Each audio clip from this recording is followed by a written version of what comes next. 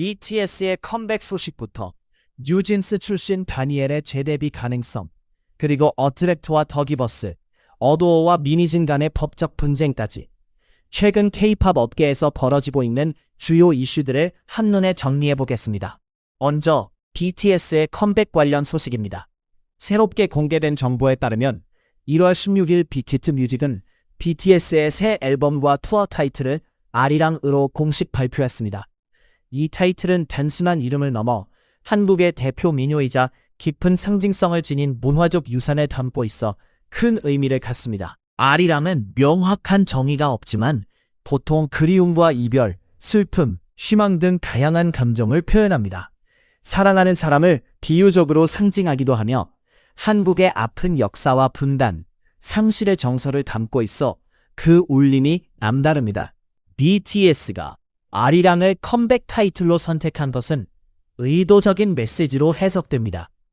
BTS는 글로벌 아티스트로 성장했음에도 한국적 정체성과 거리를 둔 적이 없습니다.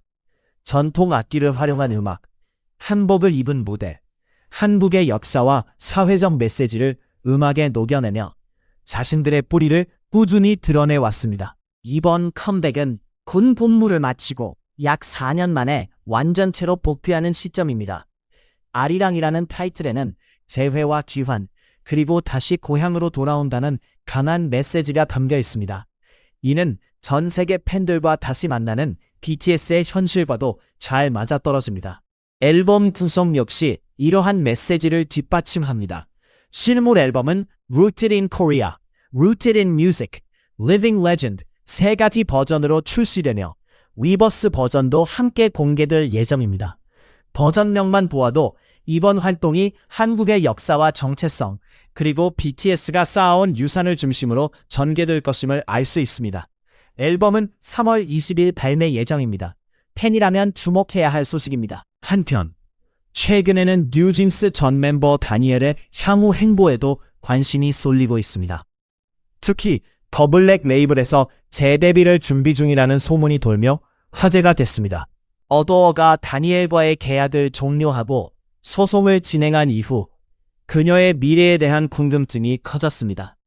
연예계를 완전히 떠날 것인지 아니면 법적 분쟁을 안고서도 아티스트로서 활동을 이어갈 것인지에 대한 여러 추측이 나왔습니다. 최근 움직임을 보면 다니엘은 앞으로 나아가려는 의지가 강해 보입니다. 그 신호 중 하나는 다니엘이 조용히 개인 인스타그램 계정을 개설한 것입니다. 이는 팬들과의 소통을 유지하고 향후 재판이 본격적으로 시작될 때 자신의 입장을 직접 전달하기 위한 수단으로 해석됩니다. 계정 개설 직후 약 100만 명에 가까운 팔로워가 모였고 그녀를 팔로우한 인물들 역시 주목을 받았습니다. 다니엘을 팔로우한 인물에는 일본 현대미술가 무라카미 다카시, 전 키스 오브 라이프 크리에이티브 디렉터 이혜인, 배우 세미, 명품 브랜드 셀린느와 오메가의 PR 매니저 등 다양한 분야의 인사들이 포함되어 있습니다. 특히 눈길을 끈 인물은 더블랙 레이블 소속 크리에이티브 디렉터이자 작곡가인 데니 점입니다. 그는 소다팝, Your Idol 등의 곡 작업에 참여했으며 영화 K-pop 디먼 헌터스에서 베이비 사자 캐릭터의 목소리를 맡았습니다.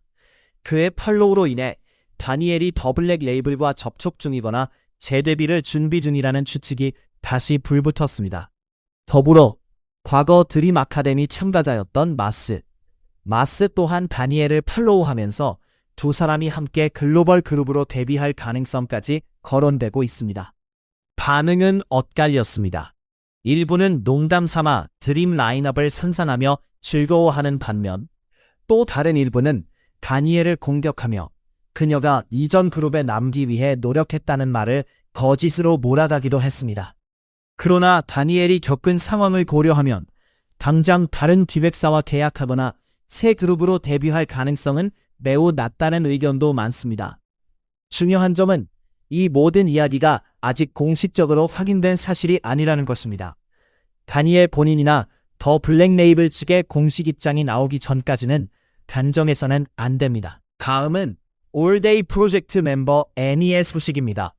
애니가 학업에 집중하기 위해 활동을 잠시 중단한다는 내용입니다. 1월 14일 더블랙 레이블은 애니가 이번 달부터 봄 학기 종료 시점인 5월까지 학업에 전념하기 위해 활동을 쉬게 된다고 발표했습니다.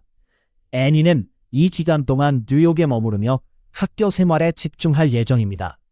일부 해외 일정과 팬사인회에는 참여할 가능성도 있다고 밝혔습니다.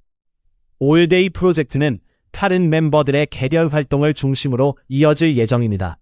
애니는 같은 날 팬 소통 플랫폼을 통해 직접 심경을 전했습니다. 원래는 본인이 직접 설명할 계획이었으나 기사들이 예상보다 빨리 나오면서 놀랐다고 밝혔습니다. 작년 초 휴학 연장 불가 통보를 받았고 회사 및 멤버들과 충분히 논의한 끝에 이번 결정을 내렸다고 설명했습니다. 이미 많은 학점을 이수해 한 학기만 남은 상태라며 팬들에게 기다려달라고 부탁했습니다. 애니는 학업을 최우선으로 하면서도 미국에서 음악 작업을 계속해 소식을 꾸준히 전하겠다고 약속했습니다. 이 소식은 논란을 불러일으켰습니다. 한쪽에서는 아이돌도 개인의 성장과 교육을 선택할 권리가 있으며 이는 당연하다는 의견이 나왔습니다. 반면 많은 이들은 현실적으로 아이돌이 학업을 이유로 활동을 중단하는 것은 특권에 가깝다고 지적했습니다. 대부분의 아이돌은 학업을 이유로 활동을 멈출 수 없는 구조에 놓여 있고 애니처럼 여유를 가질 수 있는 경우는 극히 드물다는 설명입니다. 한 네티즌은 대부분 아이돌은 중고등학교를 중퇴하도록 설득당하고 하루만 쉬어도 사과해야 하는 현실에 놓여 있다고 표현했습니다. 마지막으로 법적 분쟁 소식입니다.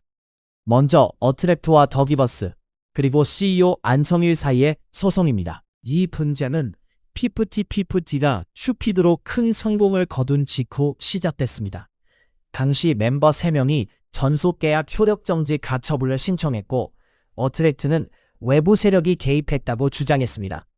법원은 가처분 신청을 지각했으나 이후 키나가 안성일이 가처분을 제안하고 멤버들에게 숙소를 몰래 떠나도록 지시했다고 폭로하면서 여론은 급격히 변했습니다. 이 폭로를 바탕으로 어트랙트는 손해배상 소송을 제기했습니다. 1월 15일 서울중앙지법원은 안성일과 더기버스가 외주 제작사로서의 의무를 위반하고 기획사를 기만했다고 판단했습니다. 당초 청구액보다 적은 약 34만 달러의 배상금이 인정됐지만 이번 판결은 2년 넘게 이어진 분쟁에서 중요한 전환점으로 평가되고 있습니다. 같은 날 하이브와 전 어도어 대표 민희진 간의 소송 최종 변론도 진행됐습니다. 하이브는 주주단 계약 해지를 확인해달라는 소송을, 민희진은 주식 매수 청구권 대금 지급 소송을 제기한 상태입니다. 어도어 측은 민희진이 하이브를 떠나 뉴진스를 데리고 독립하려 했다고 주장하며 카카오톡 메시지와 문서를 증거로 제시했습니다. 민희진 측은 해당 주장이 과장된 해석에 불과하며 실제 투자 유치나 실행은 없었다고 반박했습니다. 법원은 2월 12일 최종 판결을 선고할 예정입니다. 여러분은 이 모든 사태가 어떻게 마무리될 것이라고 보십니까? 댓글로 의견을 남겨주세요. 시청해주셔서 감사합니다.